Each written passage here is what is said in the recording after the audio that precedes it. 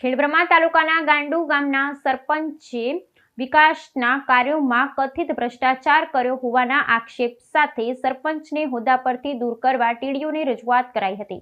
ગાંડુ group ગ્રામ પંચાયત છે, જેમાં ગાંડુ ઉપરાંત શ્યામનગર, ગાંડુ વસાહત, ગાંડુ કંપા અને ગુલાબપુરાનો સમાવેશ થાય છે। આ પંચાયતમાં 15મા નાણાં પંચના કામોમાં કથિત ગોલમાલ કર્યા હોવાના આક્ષેપ સાથે કેટલાક ગ્રામ્યજનોએ કરી હતી લેખિત રજૂઆત।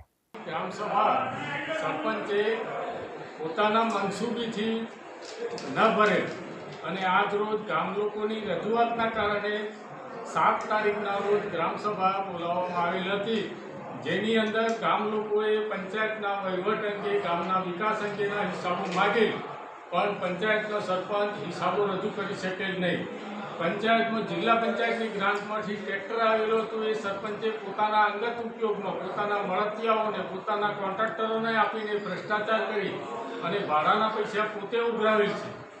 ગામ લોકોની આકારણીઓ ખોટી કરી અને પ્રધાનમંત્રી આવાસ યોજનાના ખોટા લાભો આપવા માટે લોકો પાસેથી 10,000, 20,000 ઉઘરાવીને 70 જેટલા પાકા મકાનમાંથી કાચા મકાન કરવામાં આવેલ અને શ્યામનગરની અંદર દરજીભાઈઓના ઘર પાછળ ખુલ્લી જમીન આવેલી હતી, એ જમીનની અંદર ખોટી આકારણીઓ કરીને ઘર દીઠ 50,000 ઉઘરાવી અને 15 થી 20 લાખ રૂપિયા જેવી માત્ર રકમનો ભ્રષ્ટાચાર આચરેલ છે।